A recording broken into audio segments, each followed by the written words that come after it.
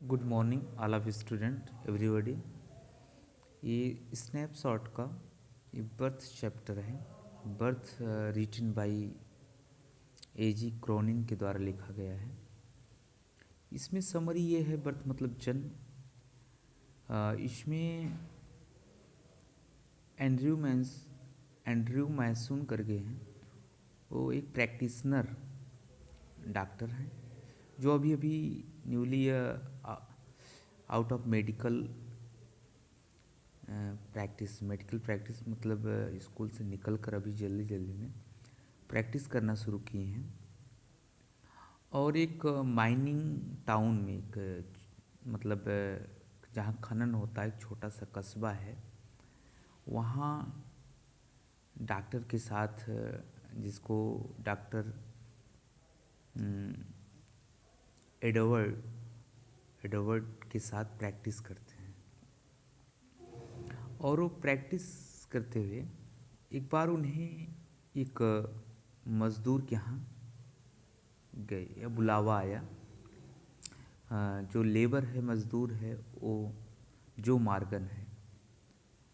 जो मार्गन करीब married about 20 years, करीब 20 साल उसको शादी किए हो गया। Have no child but have a child, मतलब 20 साल में उसको पहली बार कोई बच्चा, काफ़ी लेट था। उसने अपने घर बुलाया, जो मार्गन लेबर है।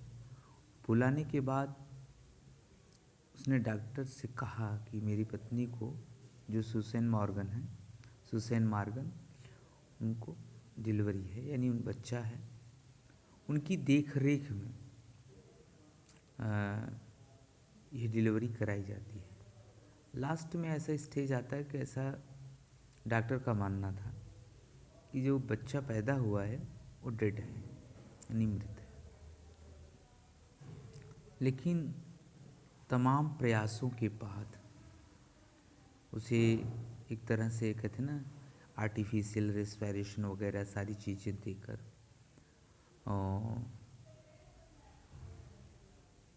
कोशिश करते हैं और बच्चा जीवित हो जाता है। लेकिन इन्हीं कोशिशों के बावजूद बच्चा तो जीवित हो जाता है, लेकिन सुसैन मॉर्गन जो है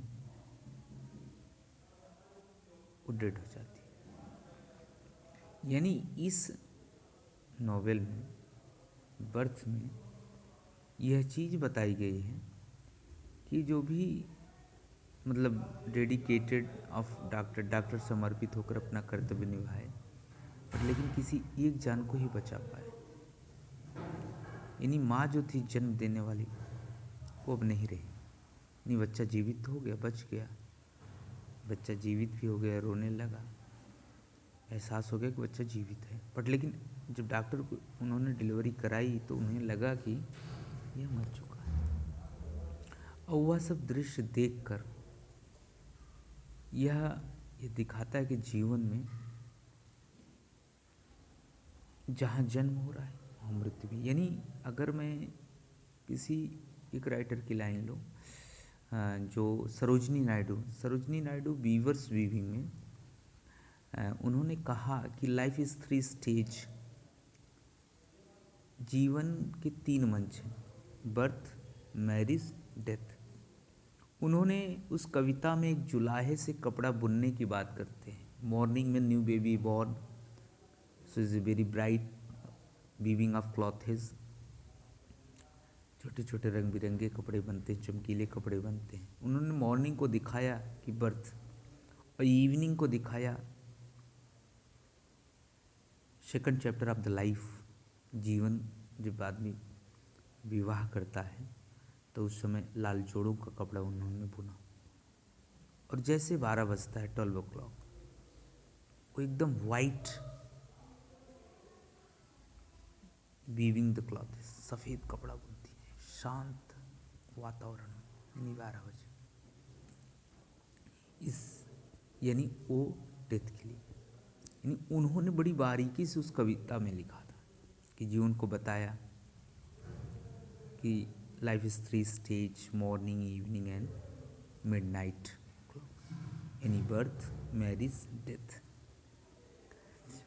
मैं ये बताना चाहता हूँ, बर्थ जो है, एक माँ जब अपने बच्चे को जन्म देती है बहुत कष्टों से,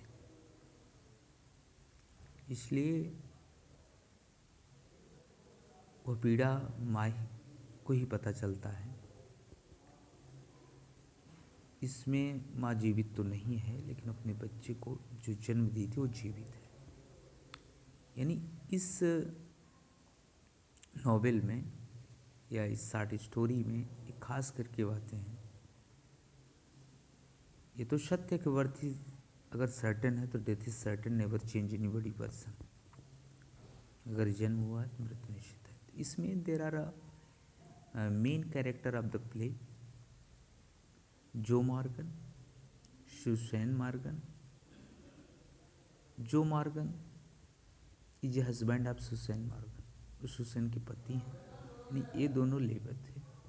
और इसमें जो प्रैक्टिशनर और न्यूली, जो अभी अभी नया नया आउट ऑफ मेडिकल स्कूल, अभी मेडिकल स्कूल से जो आया है, प्रैक्टिस कर रहा है, जो एक माइनिंग के कस्बे में आकर वो प्रैक्टिस करना शुरू करता है डॉक्टर एडवर्ड के अंदर, इर्द गिर्द में।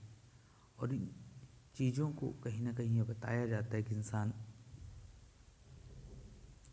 इतने, डॉक्टर ने अपना ड्यूटी निभाया, कर्तव्य निभाया, उसने अथक प्रयास और परिश्रम किया तो बच्चे को तो जीवित कर लिया, लेकिन उसकी माँ गुजर गई।